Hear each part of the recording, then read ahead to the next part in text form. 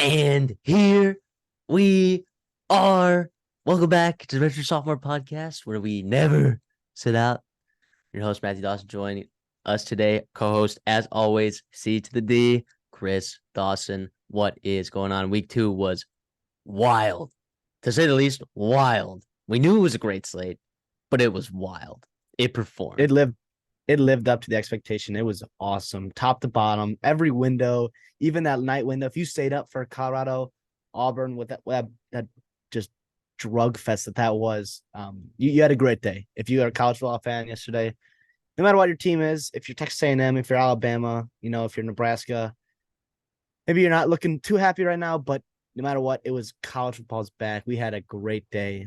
And regardless of the outcome, it was awesome watching all these teams play and draw conclusions from it. Obviously, long ways to go. Do not overreact to yet. Still got a lot of football to be played left, a lot of growth that's going to happen from these 18 to 22-year-old kids in the course of the next 10 weeks. So do not worry. Do not panic. We're here to break down some of the best games of the week that we covered in our preview. And we're going to go back and revisit how we thought it was going to happen and what actually happened and see how what else happened. Yeah, I will say, I don't love jumping to conclusions, but everyone who watches this show knows me as an SEC guy, right? The SEC does not look great right now. It feels like the West is wide open. Whoever wants it can have it. Like any team in the SEC West can win it. It just struggling. Like and originally, like when I was looking, I'm like, oh, it's a quarterback problem, but it's not. I don't think it is. I think it's these teams are not as physical up front as they were supposed to be. A lot of these teams, LSU got bullied, A&M underratedly got bullied, Bama kind of got bullied up front. Auburn, Just Ole Miss. yeah, Ole Miss kind of got bullied by Tulane. Like, what was that? They couldn't even run the ball at all. Auburn getting bullied by Cal. What is? I thought they overhauled their offensive line. Like what happened there? So, how about? I mean, Kentucky was like Eastern Kentucky. They were in a ball game with them. Tennessee, Austin, PA. I mean, man, I love the SEC, man, but right now it's not what it's supposed to be. It might just be one of those years that you see a downtick. But other conferences, the Pac-12 is buzzing. They're buzzing right now. They're winning. They're winning games well, right? They're winning games that they shouldn't win.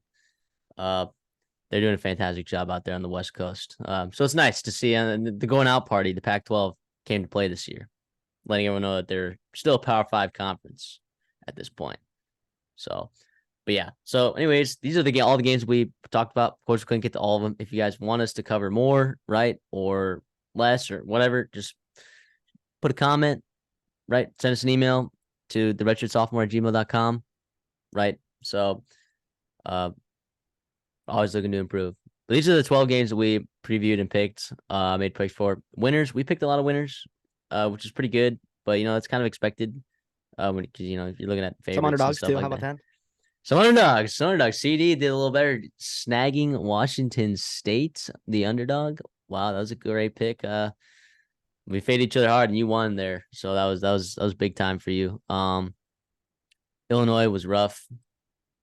Texas A&M was rough for us. Bama was rough for us. But other than that, we did pretty good against the spread. Okay, we weren't actually putting money on these, right? So if you guys went out and put money on these games that we were picking the spreads for, right? Unless they're on, Dawson's Diner, right? Serving it up on a platter for you, like I was last week and the week before. You shouldn't be just blindly betting these games unless you feel good about them with your own data. But so spreads wasn't great. Didn't feel honestly. Thought I could have done better. I could have done better this week. What about you?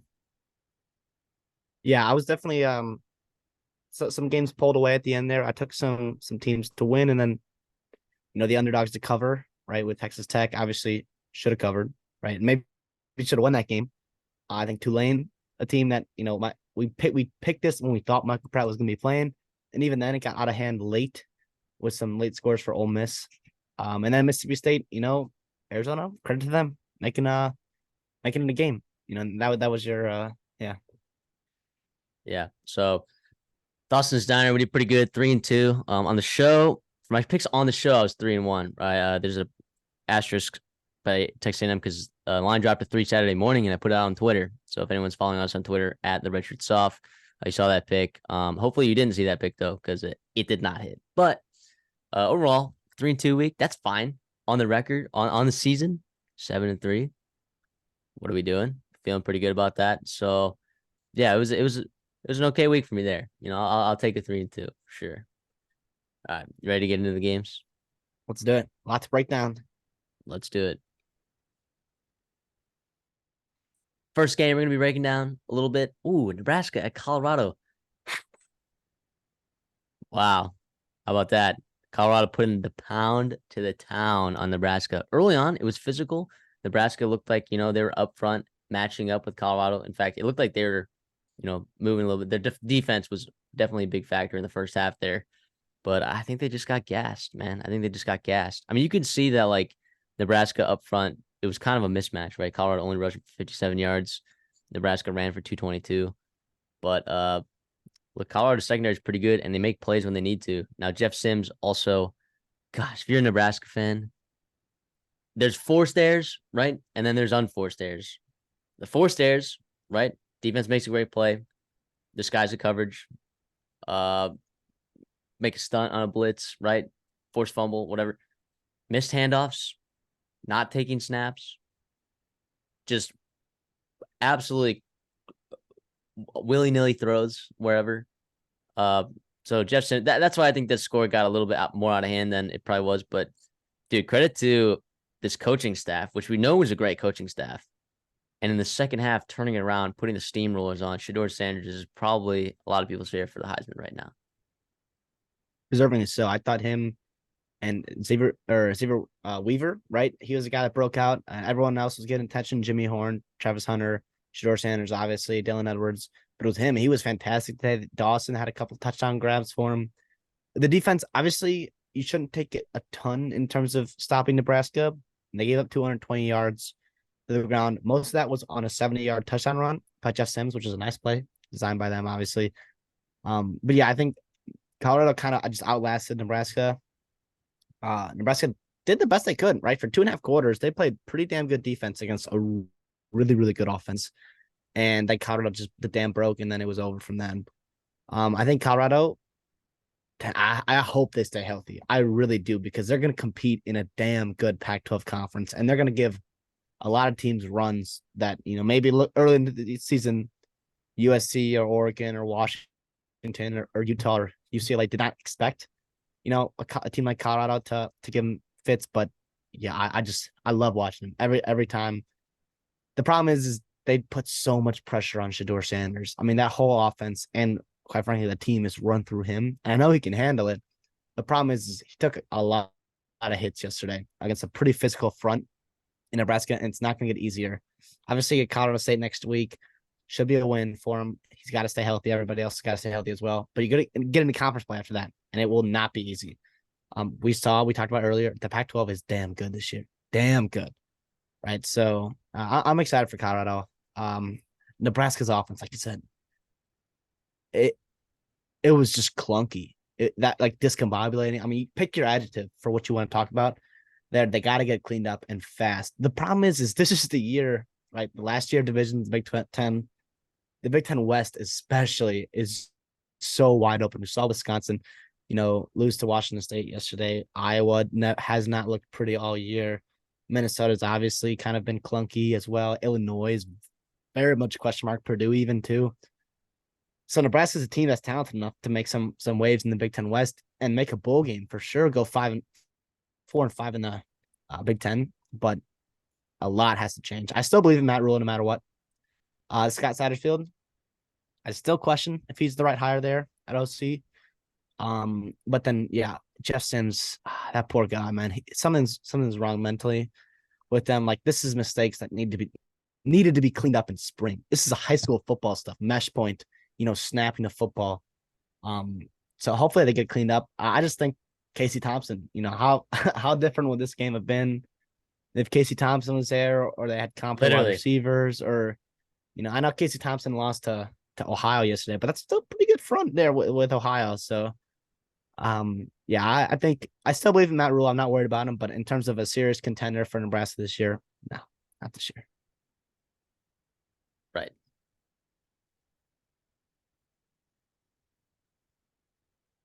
Moving on to Kansas, Illinois.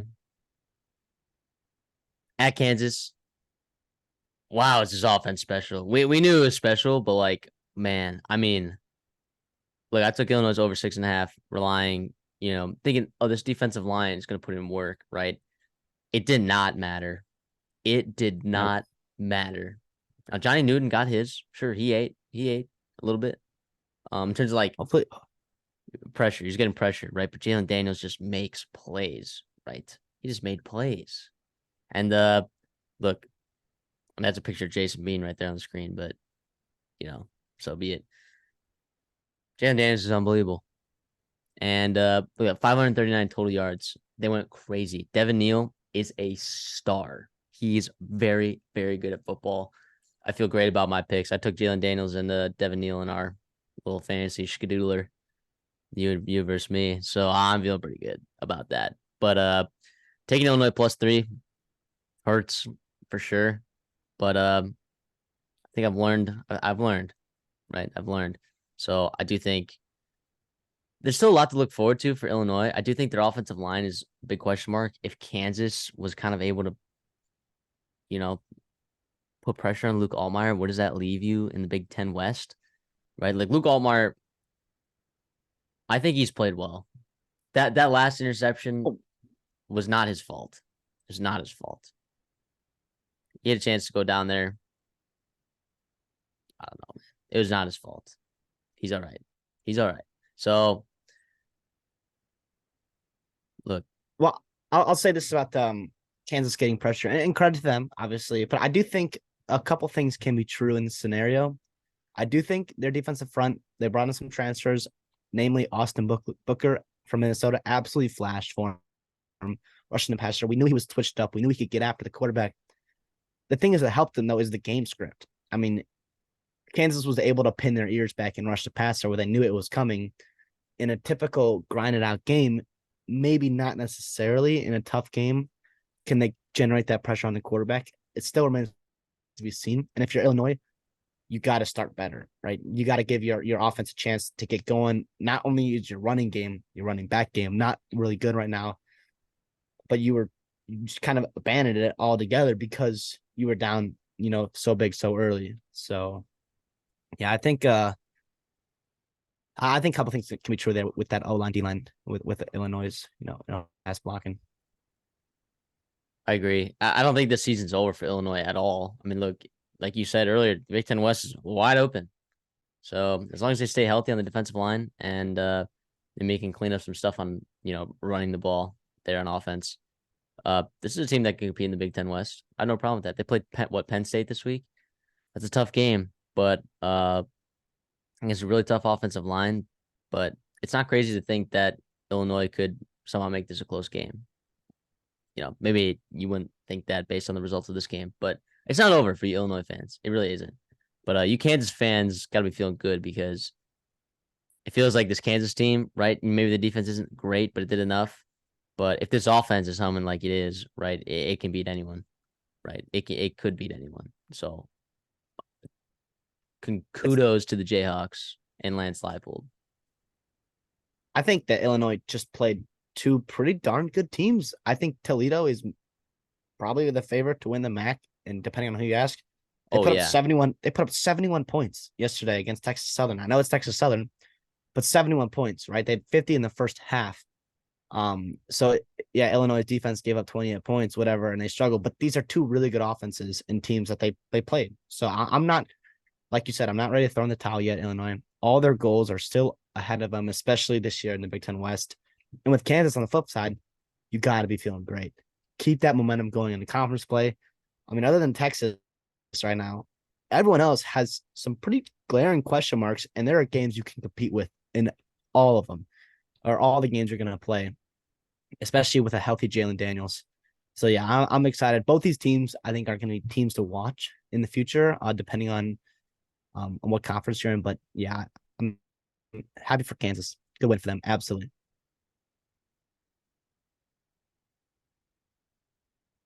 Notre Dame at NC State. This game,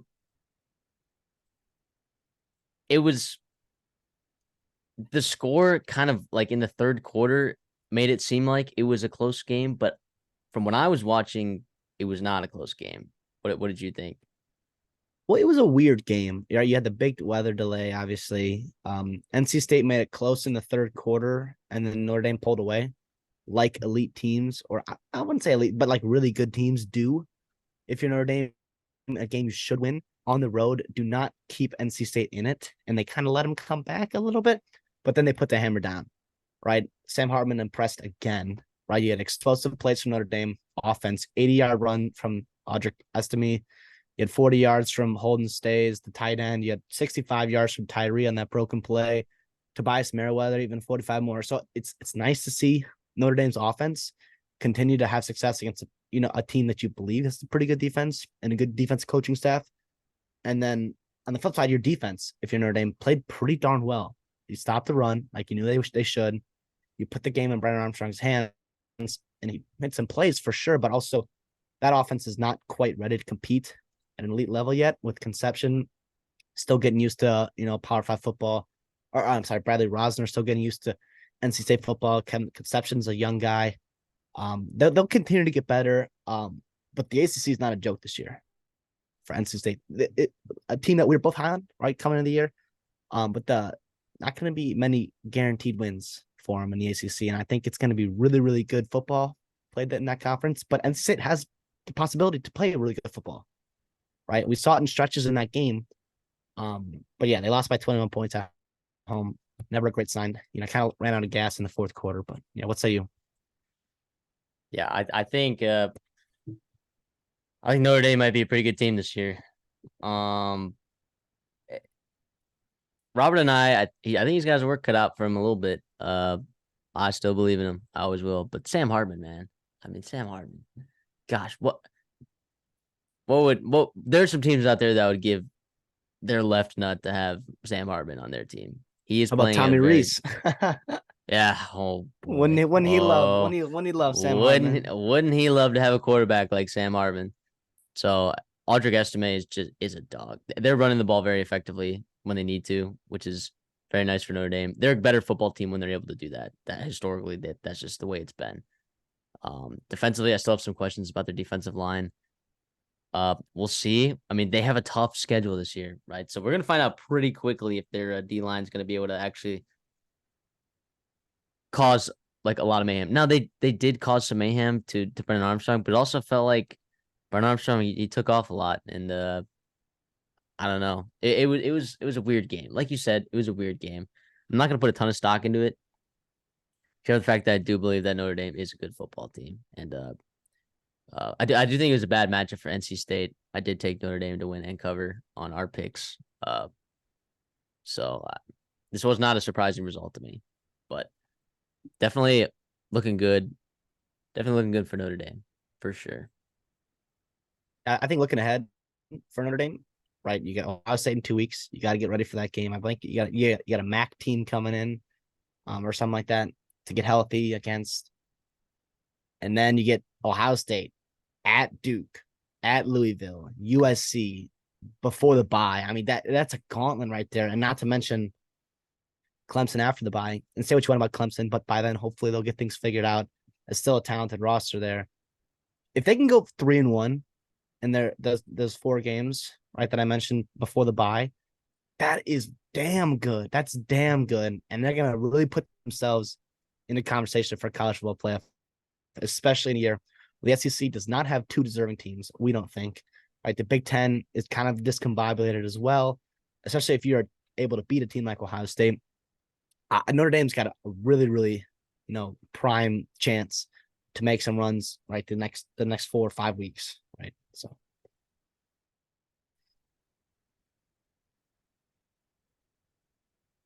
Utah going into Waco. This is an awesome game, actually. It was was messy. It was messy, but seeing these backup quarterbacks go at it and just not being able to put drives together. In fact, Bryson Barnes did not finish the game. He did not win the game for Utah. Nate Johnson came in and just ran the ball like Utah should have been doing all game. But Quinn Jackson was hurt for a little bit, so it kind of ruined some of the flow of their drives, like when they were getting going, and he was a little banged up. So the graphic says +7. This line had moved all the way up to like 8.5 before the game. I stayed away from it from an official pick, but CD and I, for the purposes of this, right, we both pushed, I guess. I had Baylor. I mean, you could argue that Utah was trying to take a knee on the 1 yard line there and going to kick a field goal until he got shoved in the end zone. But yeah, this game still leads me to like, I still like Utah. I still like Utah a lot. This defense is here and they're good. And Cole Bishop, what do we know about Cole Bishop? He just makes plays when you need him to make He's plays. awesome. And he did. And guess what? Utah, they knew their only chance of winning was running the ball. Kyle Whittingham did just that those last couple drives. Didn't worry about time. An 8-minute, 88-yard drive to go tie the game up. And then you get a pick.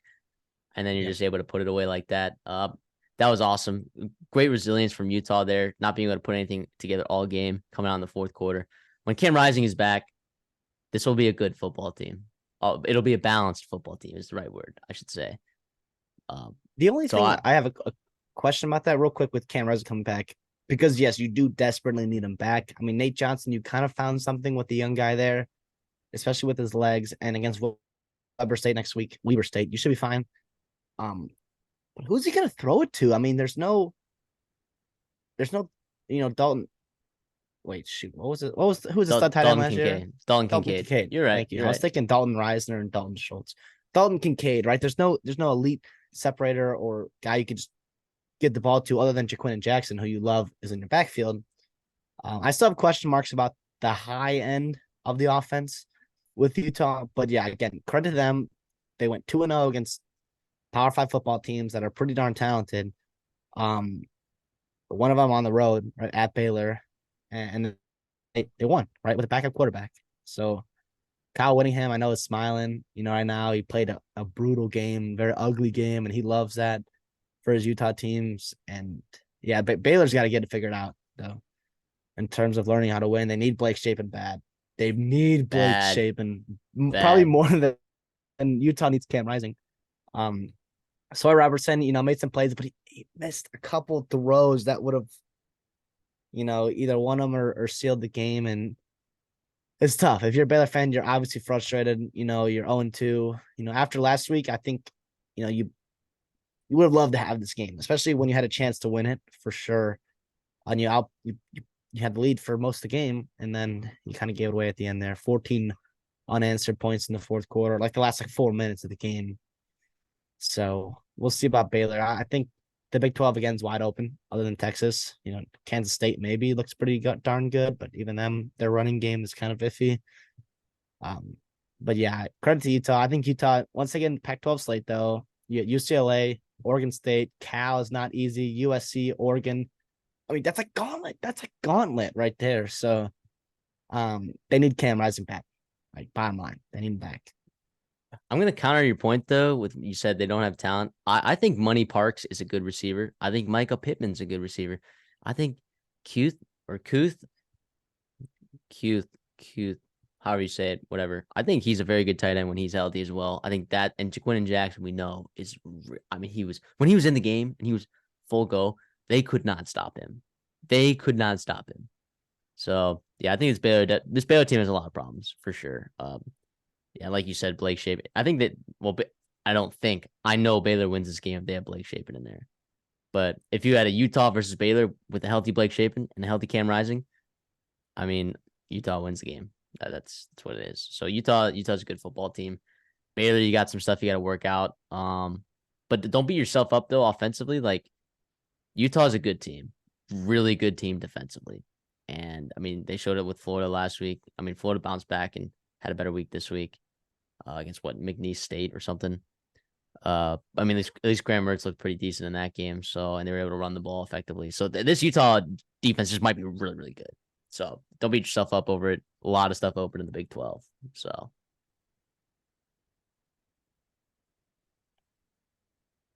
Purdue at Virginia Tech. Now, people who follow lines, right, are gonna notice, oh, this is a minus 3. But this is when we were like picking games, like Wednesday night, like before, right? We uploaded this Thursday morning. It was still at like +3 until the day of, and it dropped all the way down to even at kickoff, which is pretty wild. And I'm still kicking myself that I didn't take Purdue +3, which is crazy. So we both picked, or I'm kicking myself that I didn't actually bet it. We both picked Purdue to win and cover in this game. And look, early on, right? They go up 17-0. No big deal. You're like, wow, okay, this is okay, Virginia Tech. This is what happens when you play a good team or a better team, right? And look, credit to Virginia Tech. Brent Key there battling, right? Battling. Uh, brings his team back. Uh, ties the game in one quarter. It happened fast, so it's good for them. I mean, I don't think Grant Wells played terrible. 11 rushing yards. If you're looking at that on the screen, not great, not great.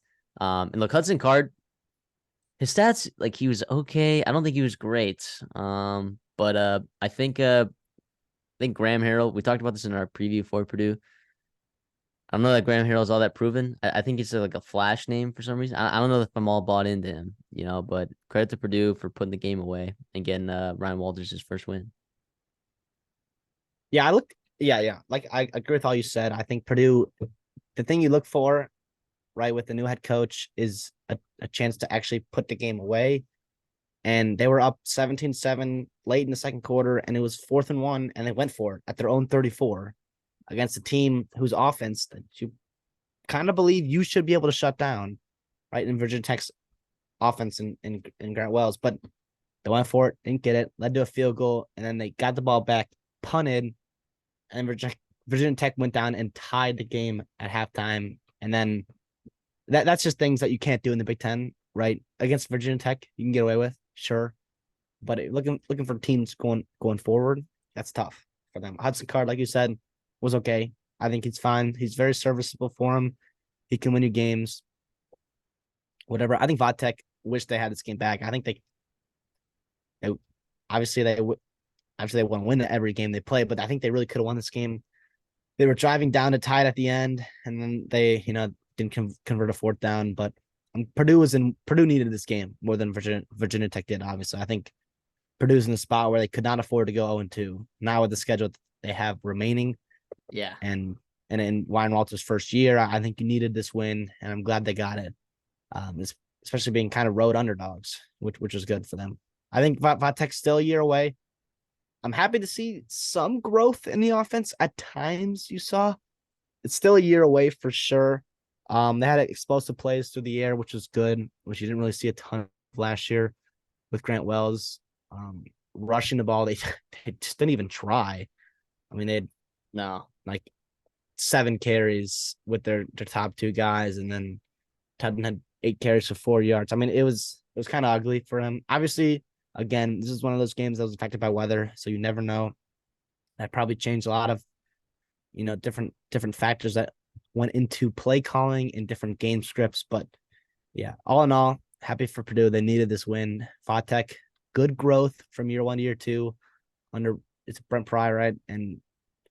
But still, obviously, another year. Oh, I said Brent Key from... earlier. I meant Brent Pry. It's on me, Mhm. guys. That's on me. But yeah, I do want to retrace a little bit of what I said about Grant Wells. I said it was okay. Last year, it was horrendous. Okay. Mhm. Yesterday, it was fine. He was not great at times. We know that. All right. But I'm saying relative to like what the kind of production that you got from him last year, there is Exactly. some kind of growth there, right? Plus, he was running for his life a little bit back there. So Yeah.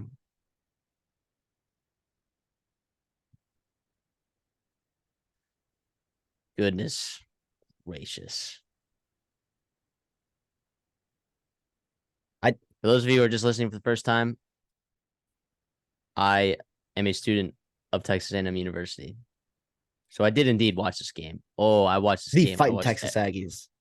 I watched this play every snap. And gosh, I could sound off at a lot of things, but look, if you listen to our preview, right, and I talked about all the talent we had on our team, right, and if you've ever seen me on Twitter, right, or if you've ever had a conversation with me, the biggest question mark that I've always had about this team was DJ Durkin and that defense. That's the biggest question.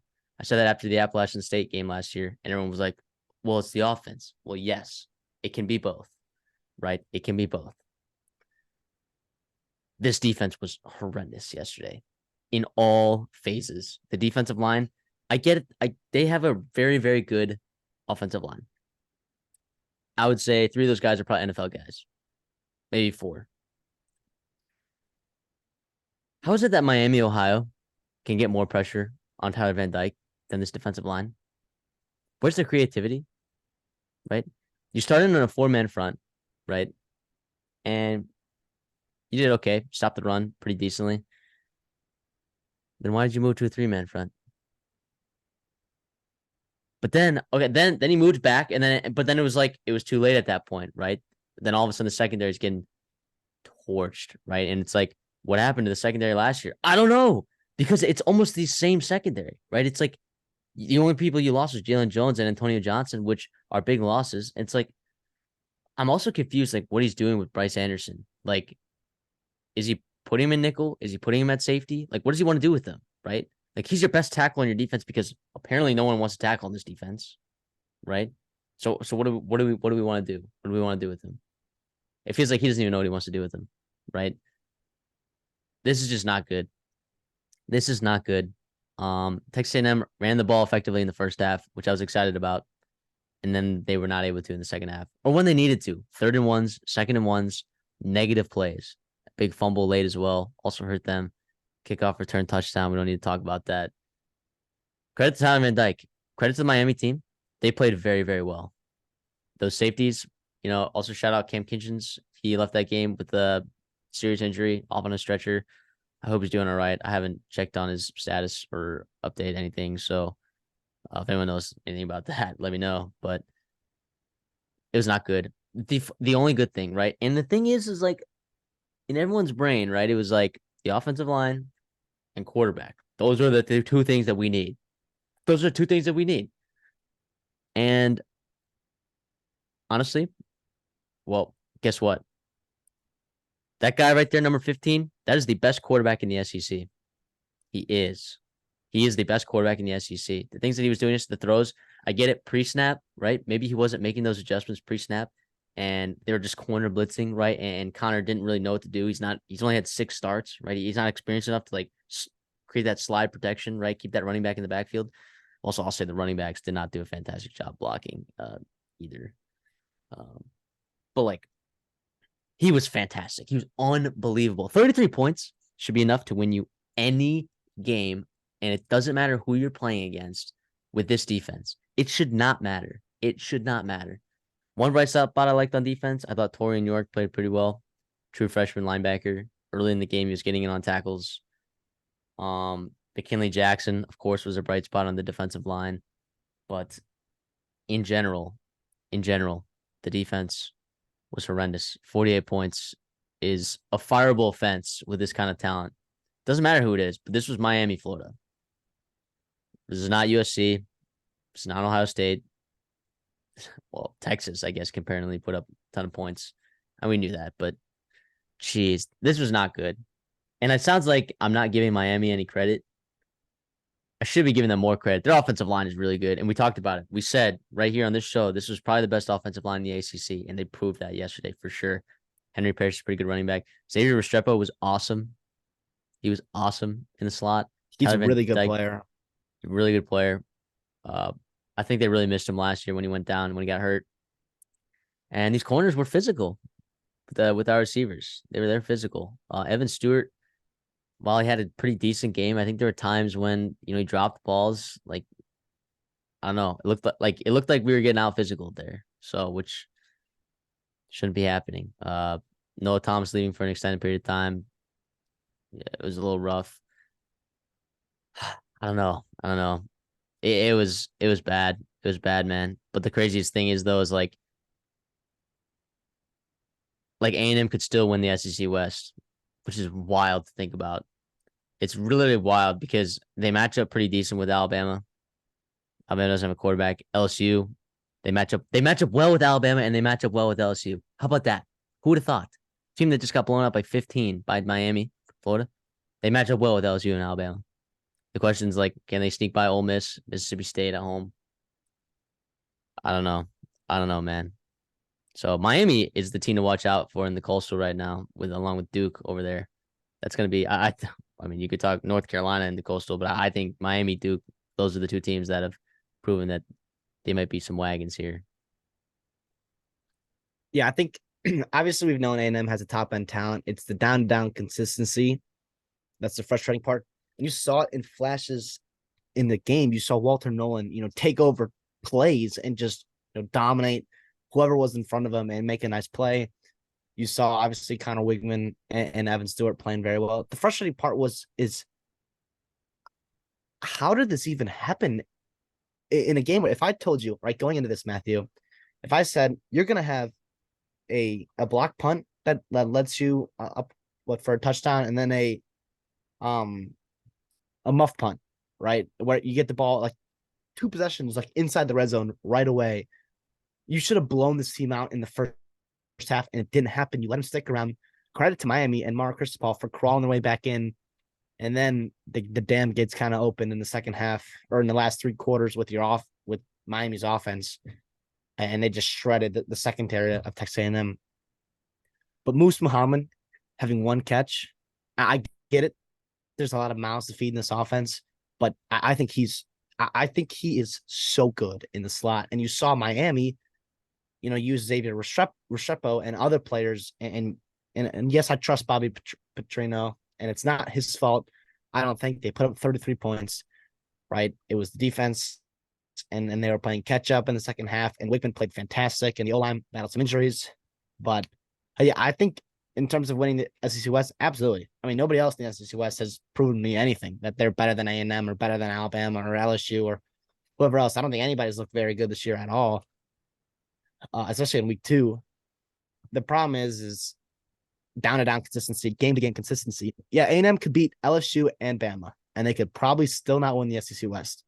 But they lose to Mississippi schools, they lose to Arkansas and Auburn. Like, that's been the whole theme with A&M this year in the past couple of years, is consistency and bringing all this talent together. And I'm with you here. DJ Durkin is the problem.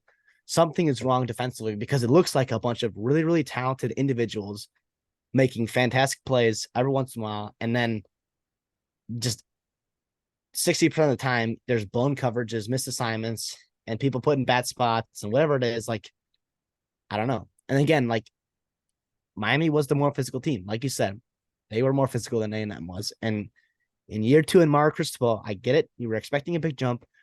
I think the talent Miami has is underrated. I think there was pretty damn talented team on the field there, offensively and defensively. But for the physicality, that's another frustrating part if you're an A&M fan as well. It's like, again, like, you got missed tackles on big plays or a big 3rd and 8, and right, they get a touchdown, a fucking 64-yard touchdown because they, a missed assignment, a nice throw, and a missed tackle, and then you could have gotten the ball back with 3 minutes to go, a chance to tie the game, and instead you're down 15. So, I don't know. I think, again, you found your quarterback, you found your offensive play caller. Like, those, in our opinions, we didn't have question marks there. The national media did, obviously, but it's a defense. It's down-to-down consistency from the O-line. It's getting your running backs involved all 4 quarters of the game. And I'm looking ahead. We'll see. I think Jimbo's seat gets a lot hotter. Absolutely. I think he made a good decision to change coordinators on offense, and he did not make a good decision to not change coordinators on defense. I think they need to fix it defensively. And to be honest, I don't trust the staff right now to do it. So that's the disappointing part, is you're going to waste a very talented team this year with that defense coaching staff. Yep. Mario Cristobal got his hires right. Yeah, and guess what? He pivoted after year 1. He hired 2 flashy names. I'll call them flashy because it was Josh Gaddis who was the reigning Broyles offense coordinator award winner, whatever, from Michigan and then Bama before that, and Kevin Steele, who was very, very talented, has a huge resume. Maybe he's 10 years ago, he's a really good coach, but right now in today's college football, he's not. And we saw that kind of yesterday with Alabama and Texas, although I think I'm a little bit higher on Texas's offense than I am lower on Alabama's defense. I think it's a little bit of that in today's college football. But this year he pivoted to two, like Shannon Dawson and Lance Guidry, and both of them outplayed Texas A&M coaching staff. And credit to Mark Cristobal. Absolutely. And everyone was kind of making fun of, Miami's home atmosphere. I thought it was pretty darn loud. It sounded pretty loud on the broadcast. So I'm not gonna lie. I think it's good to see, Miami's, the atmosphere around Miami, pretty excited again, because college football is better when Miami, Florida State, Texas, USC, Michigan, Notre Dame, these are all teams that are competing and playing well right now, which is awesome to see. College football is better and deeper when that is happening.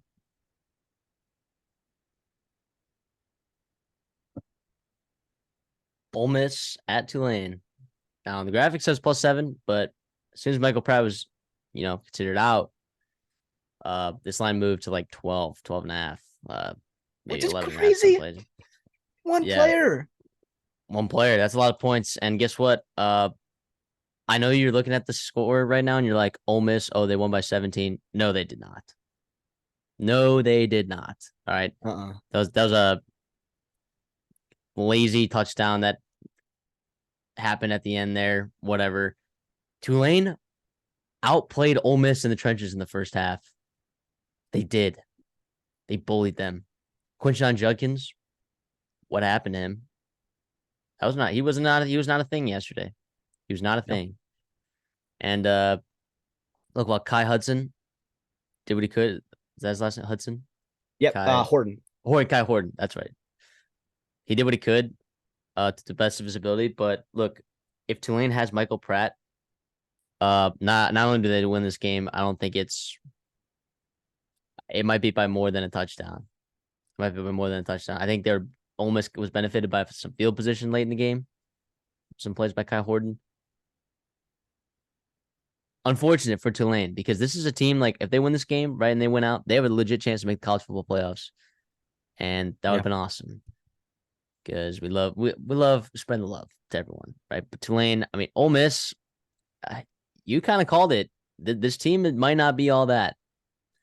And just like the rest of the SEC, they did not look that good. Yes, they won and beat a top 25 team. Whoop, big whoop. They didn't have like their best player. In fact, that's the best player in the American Football Conference or the American Athletic Conference. Yeah. It also might be one of the best quarterbacks in the country. That's just like absolutely entirely slept on. So Tulane impressed me big time, especially their defense, man. Oh, credit that defense. The defensive front was awesome. Yeah. Like, literally, do not look at this score. Like, this score is just not indicative of how this game went at all. Tulane battled. Credit to Tulane. Yeah, we both picked Ole Miss to win and Tulane to cover. Sure, Tulane didn't cover, but this is a team that battled. They actually should have covered. Which is wild because they lost by 17, yet they should have covered, which is crazy. So, I don't know. That credit to Tulane. Ole Miss, offensive line, didn't look great. Defense looked fine, but again, Tulane, Kai Horton just never. I don't know that he was ready. He's not that guy for Power 5 He's football. not Michael Pratt. He's not Michael Pratt. He made some deep throws that were nice. He missed some throws that he would like to have back. Obviously, maybe Michael Pratt makes. I think he missed Michael Pratt's running ability. I think Kai Horton showed it a little bit early in the game. They kind of surprised Ole Miss with some quarterback draws and some quarterback keeps. But yeah, like you said, Michael Pratt is a gamer. He would have changed the outcome of this game dramatically. I don't know if, I want to say Tulane wins, obviously, but I don't know for sure. You can't just plug them in and say, I think they do too, obviously. I'm not quite as worried about Ole Miss. I think that kind of exactly what I thought they were going to be. I was hoping, if you're an Ole Miss fan, if you're an Ole Miss optimist, they were going to be a little bit more dominant early in the year because they're all healthy, right? And the problem is you went out into a road environment against, which we agree is a pretty darn good Tulane team, and you won. You survived and you moved on. You avoided major injuries. Jackson Dart, I came away with really impressed with him in terms of your O line didn't play great. Judgkins wasn't really getting going, and he still made plays through the air and his legs as well, and when he needed them to. Michael Trigg obviously had that big touchdown. Good to see him getting going a little bit. You'd like to see them spread the wealth around a little bit more. Zachary Franklin is hurt. I think the UTSA guy. Hopefully he comes back eventually.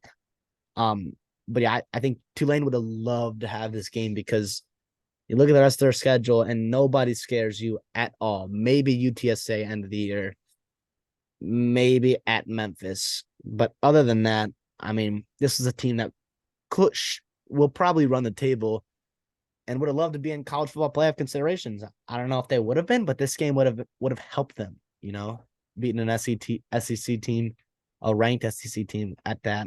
But yeah, credit to Tulane. The environment there seemed awesome. Credit to Ole Miss also for going on the road and playing at Tulane, which is awesome. But yeah, I think you survived. If you're Ole Miss, you moved on.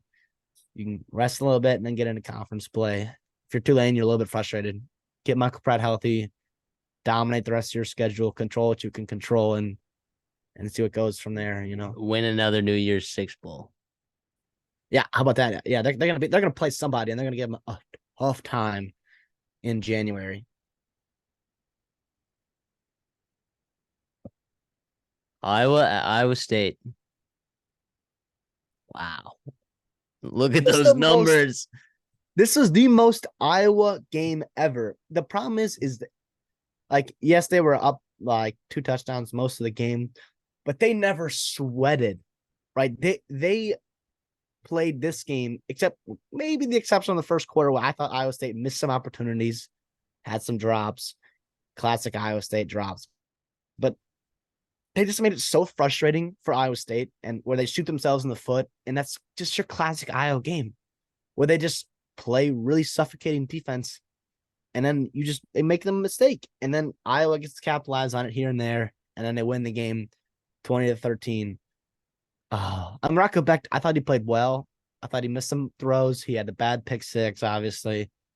Drops did not help him at all. I don't think JJ Cole would have won that game, but I think I think we're going to see JJ Cole sooner rather than later. Not necessarily the fault of Rocco Beck. I think the coaching staff will see what they have in JJ Cole. But I mean, yeah, Iowa again, classic Iowa.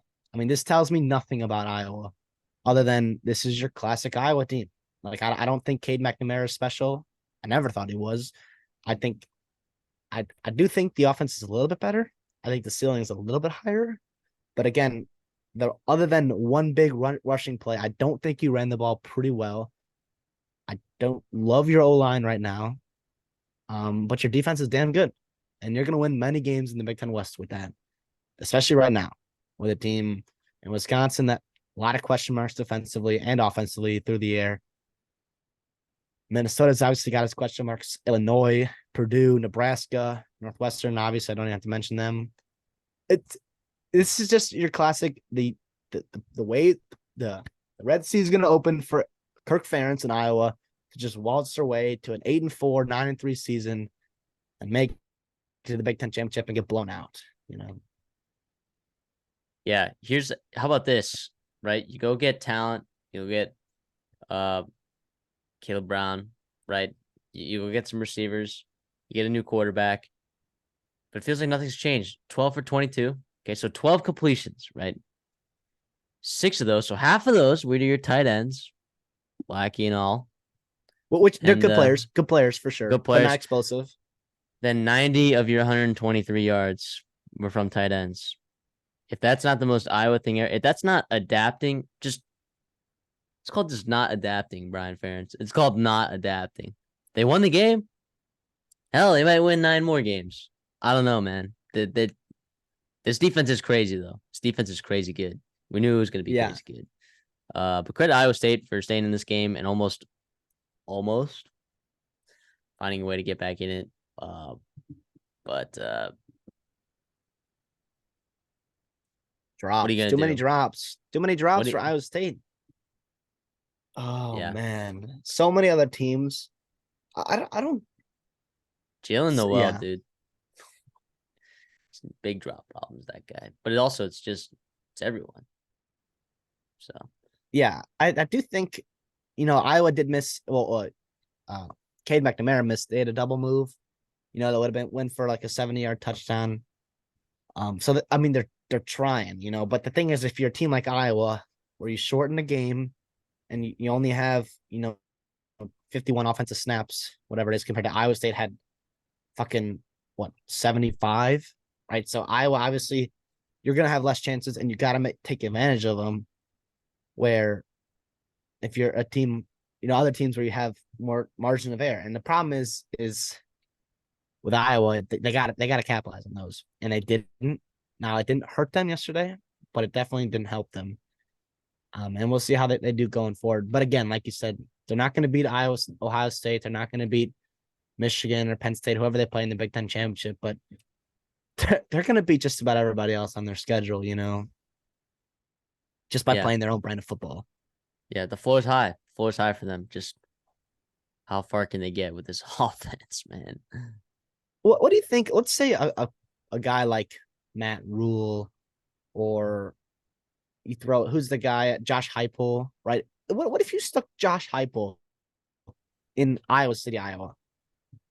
Do you think their ceiling's high? You think that they're a better football team than with Kirk Ferentz? Give him a couple years to get his roster in there. Like, do you think Iowa has to win by playing this kind of football? I mean, we've seen it for 20 plus years there with Kirk Ferentz, but I don't know. It just feels like there's so much NFL. I mean, you look at all these lists of like NFL players and where their colleges and how many players have, and you see, oh, here's blue blood, blue blood, blue blood. Look at this team's always in the top 10 in recruiting. And then there's Iowa, and there's a bunch of other teams that underperform below them. And it's like, there's so much talent on this roster. And it's, yes, that's Kirk Ferentz and his staff identifying good, talented players and developing them. I do think at a program like Iowa, there is more upside than just 20-13 against Iowa State. You know, losing, you know, what is it? Fucking 7-3 against or South fucking Dakota Michigan State State. last year. Yeah, yeah. Last So it's just last like, year. yeah, I don't know. Not that you should be frustrated in a loss. If you're Iowa, I think you were hoping for a little bit more explosiveness from your offense. But it's week two. It's week two. You're trying to figure out. I know K McNamara's hurt, his quad or whatever is going on. The thing is I don't know how much healthier he's gonna get, playing in the Big Ten West. So it's a little bit of how does he progress injury wise. Right. We don't know.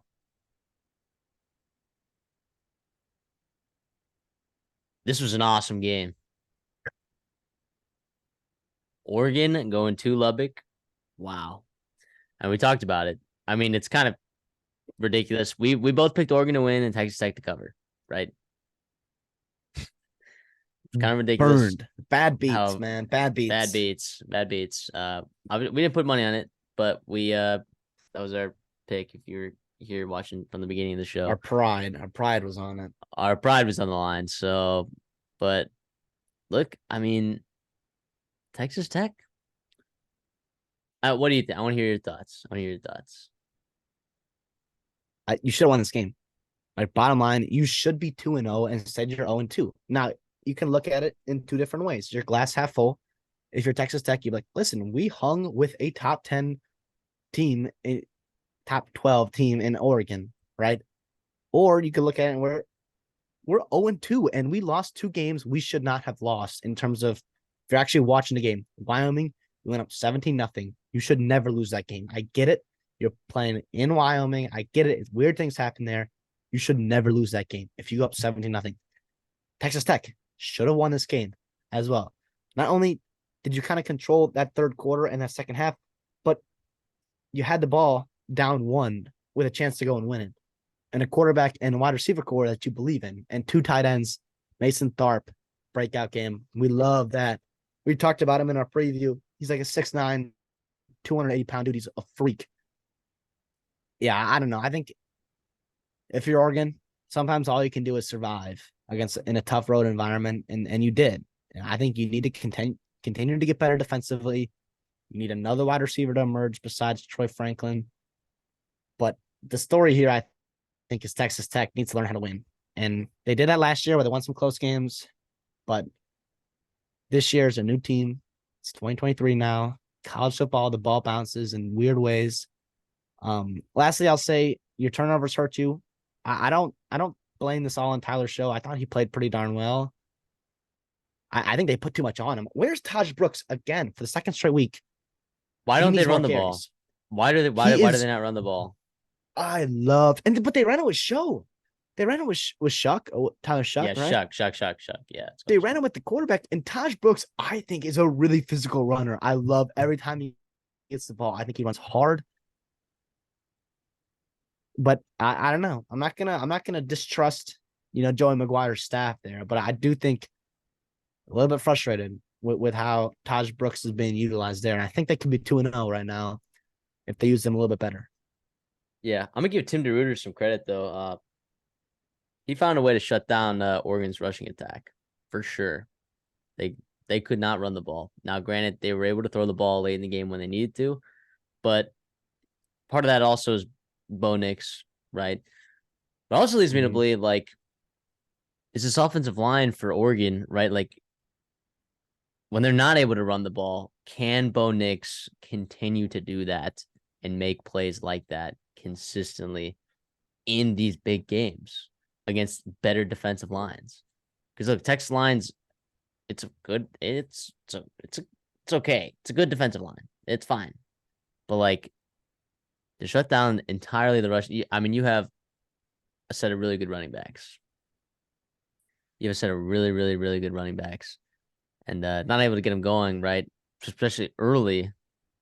Allowed Texas Tech, to claw back in that game and then get ahead there. So, if you're Oregon, like right, if you get off to a good start in a game, right, like you need to be able to run the ball and put some of those teams away, especially with some of those other explosive offenses in the Pac-12. Find a way to slow down the game when you're up early. So, uh, I don't know. I think I still like the way Texas Tech. Tyler Shuck is a gamer, dude. He is a gamer. 100 He is yards on a the ground. 100 yards on the ground. he's a Now, gamer, man. 23 carries is too many for him. He's not Lamar Jackson, okay? He's not. Yeah, he most of his yards came on. It was a nice, and I love Matthew knows this. I'm a huge fan of the quarterback draw, or even the quarterback run in certain scenarios in college football. I think it is priceless to get that extra body accounted for, where you get that the +1 box because you have the quarterback. You have a lead blocker. But Todd Brooks went 6 for 16, 66 yards. Right? Get him the ball more. Get him the ball more. Sorry. Yeah, no, it makes sense. I think that just might be the identity of this team. I don't think they just might not do it. This team is still a bowl team, right? They're gonna make a bowl game. They're gonna push people in the Big 12. I have no problems with this team. Texas Tech, you're gonna be fine. It's a bummer that y'all lost, but if anything from this game, Tyler Shuck's a gamer, and y'all are capable of beating very, very good teams.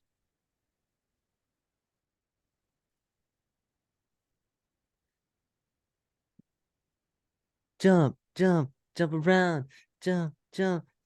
Pat on the back for CD.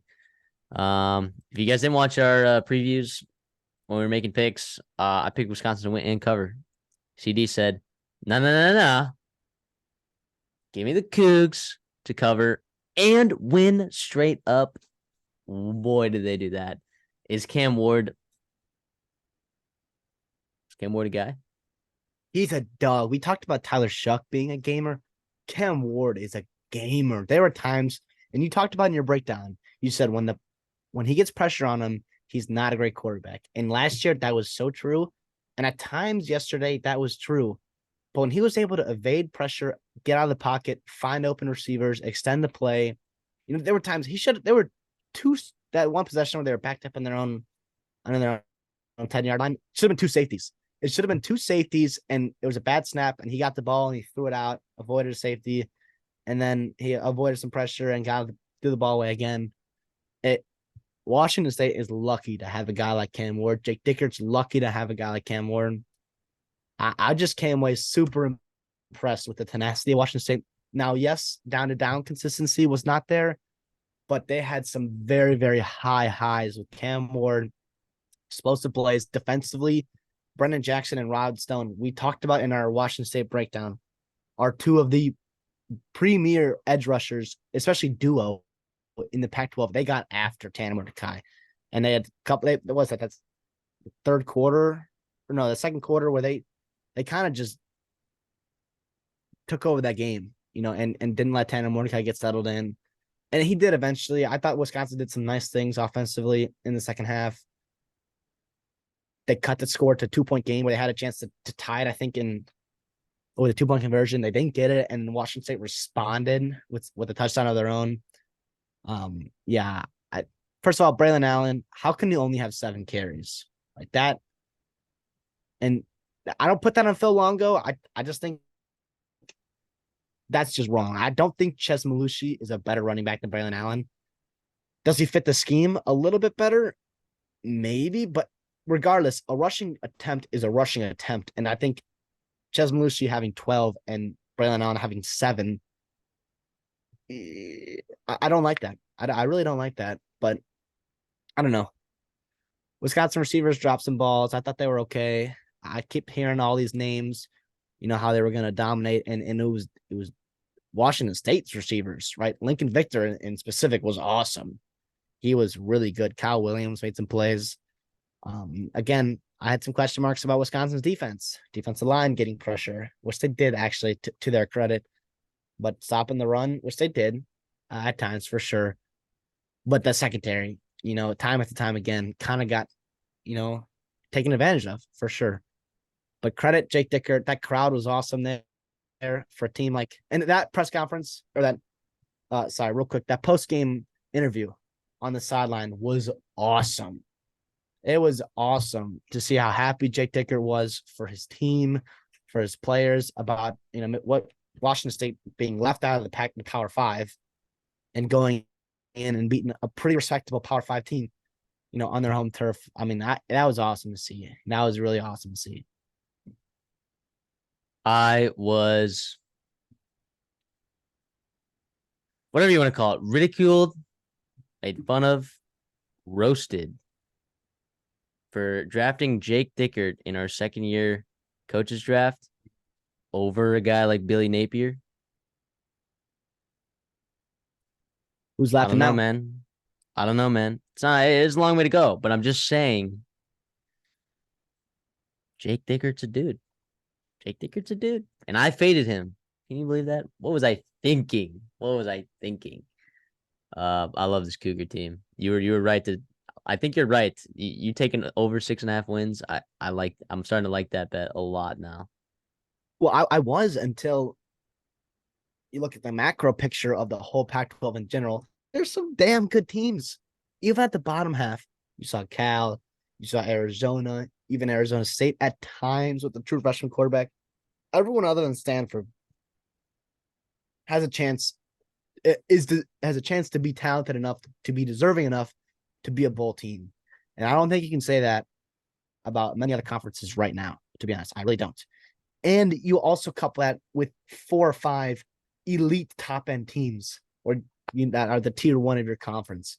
Tier 1, tier 2, tier 1.5, I guess you can call it. But yeah.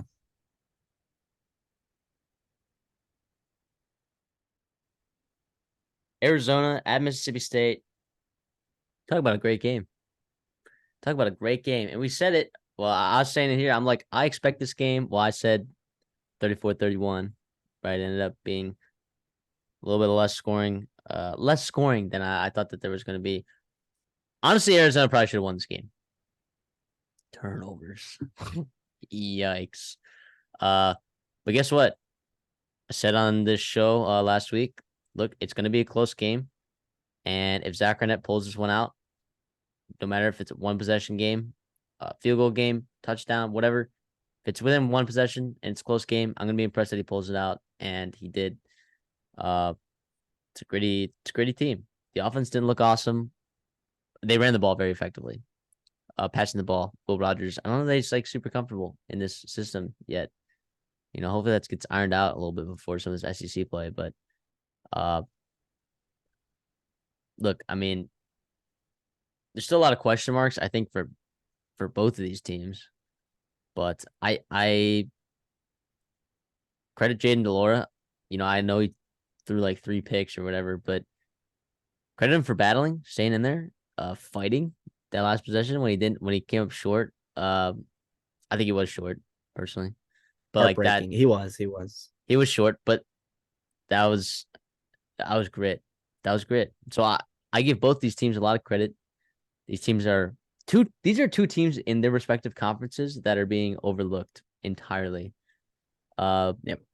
So look, you can look at Mississippi State and be like, oh, well, like they almost lost to Arizona, but Arizona's pretty good. And people are gonna look at Arizona and be like, oh, well, they lost to Mississippi State. I think these are just both teams that are better than people think that they are. So Yeah. Yeah, look, we'll see. We'll see how Mississippi State does when they get to conference. I still believe in Will Rogers. More than Will Rogers, I believe in Zach Arnett. So, yeah, Jaden DeLora, man, if he just doesn't turn the ball over, I know he tries to make plays happen, but if he just doesn't turn the ball over, gosh, that team could put up so many points. And the thing is, I hate to say like, oh, he'll fix that down the line. It's just week 2. The problem is, it's more of a, it's kind of a pattern of who he's been in his college career. Super high highs, pretty low lows. The thing is again, and we talk about Arizona being a sleeper team or overlooked. He can put it together for 60 minutes and be a freakish quarterback with all the talent in that roster with McMillan and Cowing and the Colorado transfer there. I think Arizona is going to beat a really good team in the Pac-12. One of them. They're going to upset somebody. And I don't know if they're going to win 6 games because it's going to be hard to do that this year in the Pac-12, but they're going to give a lot of people fits. And credit to Mississippi State. Will Rogers, yes, he only had 162 passing yards. He was 13 of 17, right? And 3 touchdowns. That's pretty damn good, for the limited action he got. And we talked about it in the preview. Jaquavius Marks is a dog. 24 carries, 123 yards, and a touchdown. He was awesome. They fed him, and they really relied on him. I want to give a quick shout out to Justin Flo, right? Former 5-star guy from Oregon. 12 tackles. Good for him. It's nice to see him. Hopefully he can still settle in there with Arizona and get into conference play and continue to play well. And the conference he's pretty familiar with, being at Oregon for a couple of years. So, yeah, I think, again, we're both high in these teams. Relative, I think you're a little bit more higher in Mississippi State than I am, even though I actually took them to cover. But in terms of, like, the whole year, I think you're higher in Mississippi State than I am. Yeah, I'm excited for both these teams. Looking ahead, yeah, Arizona's got tough conference to play in. Like, I hate this, not to say, like, not to overreact here from week 2, but is Arizona's schedule harder than Mississippi State's schedule going forward? Like, I know we don't have it pulled up in front of us, but I think it's a real question. Yeah, it is. It really I think is. I think Mississippi State and Arizona, we saw them on the field together at Mississippi State. I think they're pretty comparable teams. And I genuinely think Mississippi State has a real chance to win the SEC West, as Arizona, I think, has no chance to win the Pac-12, right? Like, that's just how good the Pac-12 is. And how wide open the SEC West is, all the variance that's going to happen there, all the stuff that has to be figured out for a winner to emerge in the SEC West. But happy for Zach Arnett, national stage, getting a win. Good for them. Yeah.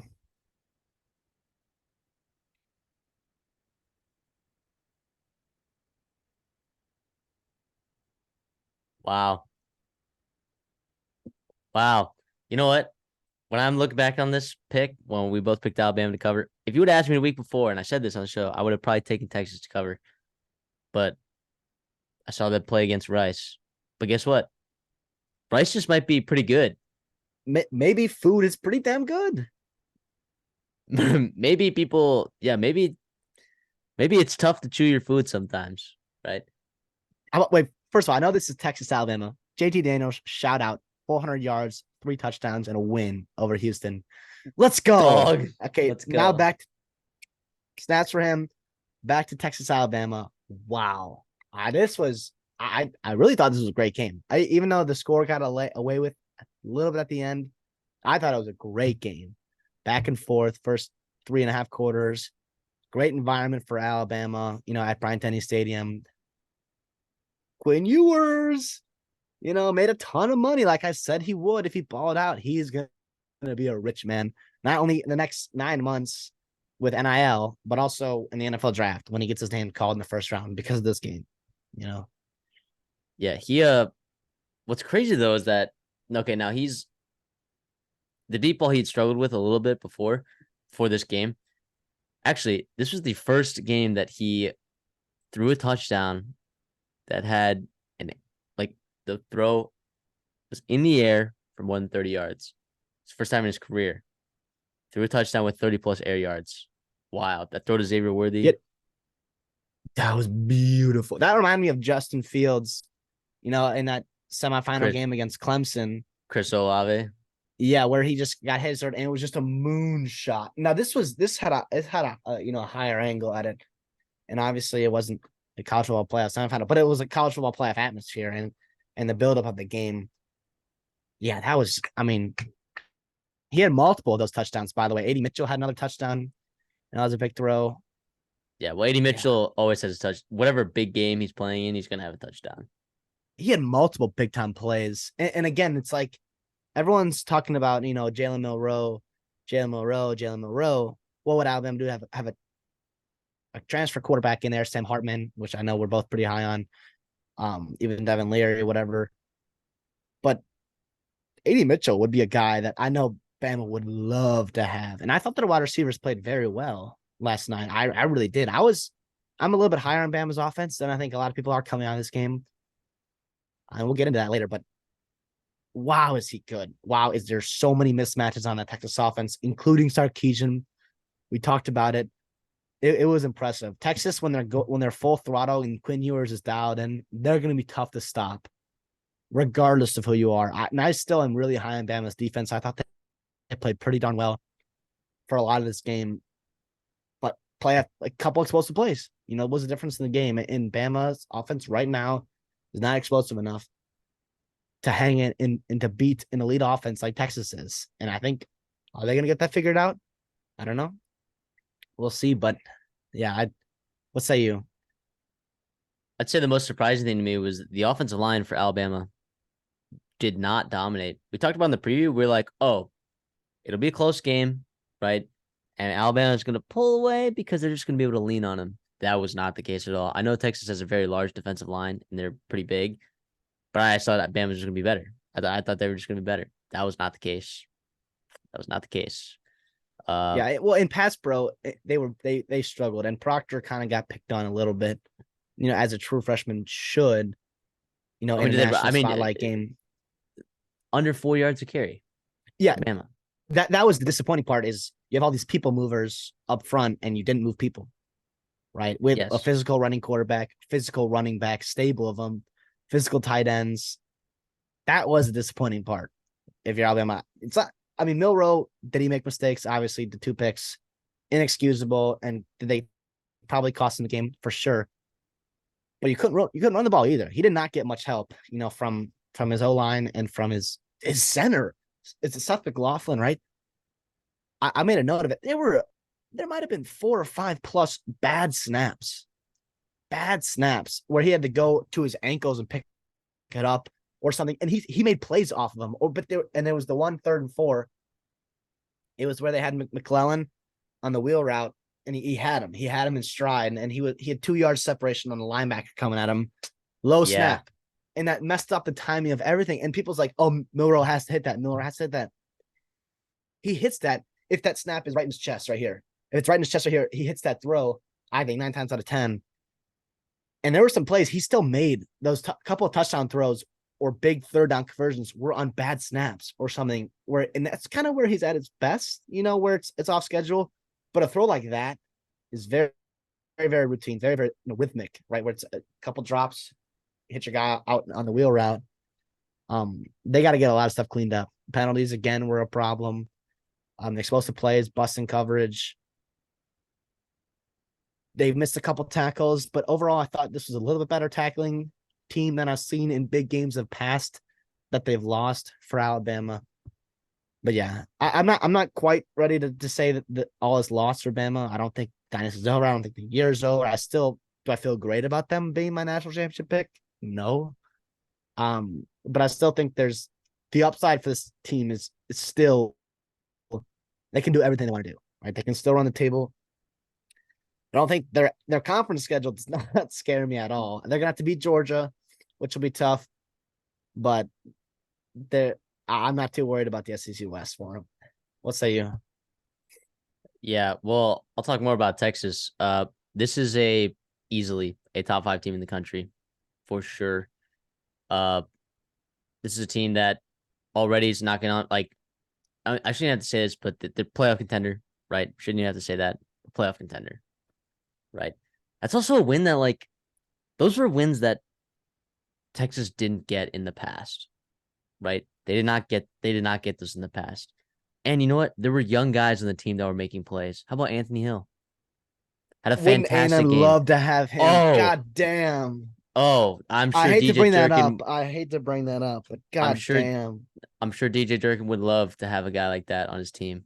It was just like it's crazy, man. This is we said it. We both took over 9.5 wins. Texas is a very good football Lock. team. Yeah, and it's looking we're looking pretty good right there. So I know we took Alabama to win the game, and Alabama minus 7.5. But now that we've seen this, right? Texas we know they can out physical anyone. They're more skillful on the outside than anyone. They have a stable running back that's pretty good. How about Jonathan Brooks? He was pretty good. He was pretty good. Physical. Physical runner. And Yeah, that defensively, that key play on 4th and 1 or 4th and 2, whatever yeah. that sneak. How about that? Did you see Quinn Ewers go up to him and say, "I love you, I love you"? There was Yeah, a lot. yeah.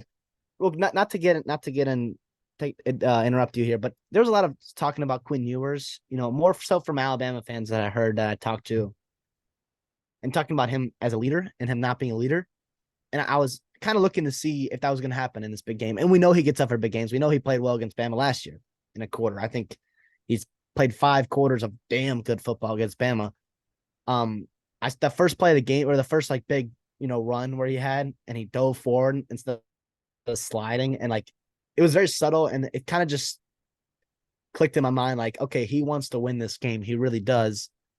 And from then on, like, he played pretty damn well, and it seemed like his teammates really responded to him.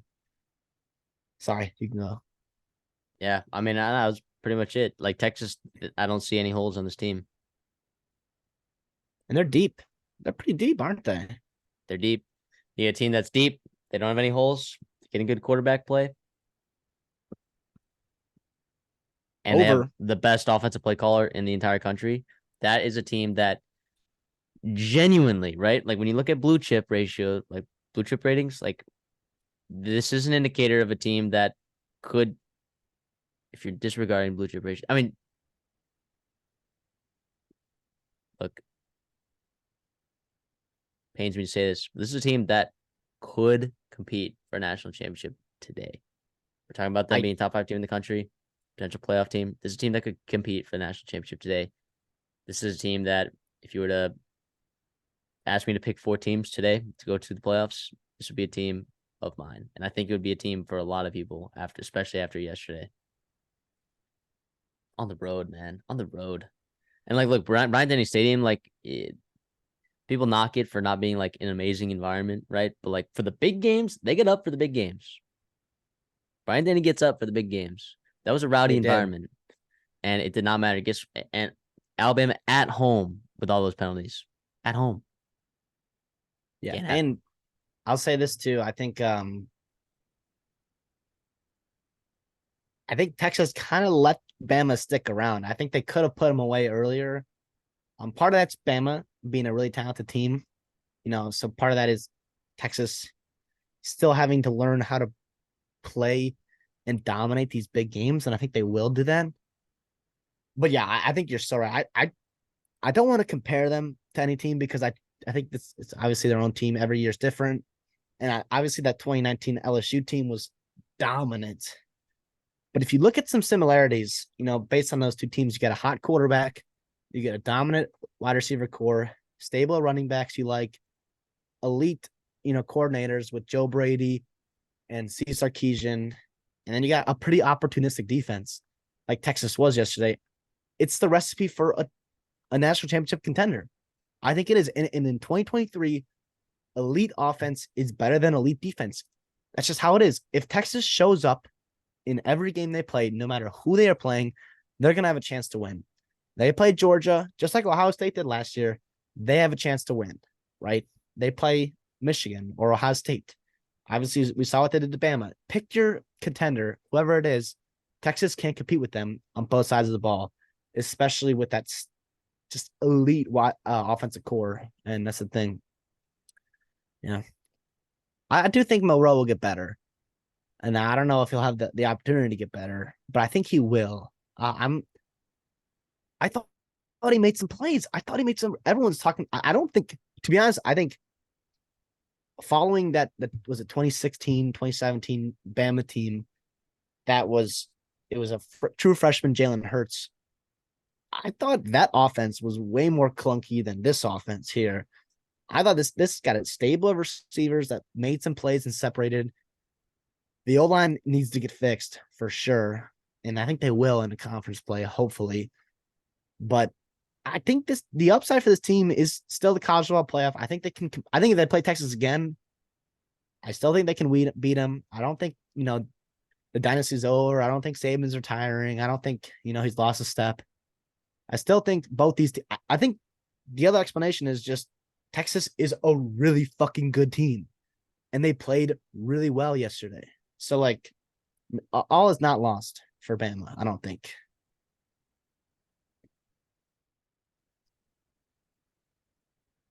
Thank you guys for joining us on our week 2 recap. Be sure to tune in. We're gonna be posting Thursday morning our week 3 previews. The slate is not gonna be as good, I promise. But I promise you also that we'll have a good show for you guys. And we'll have some picks, some bets, some whatever.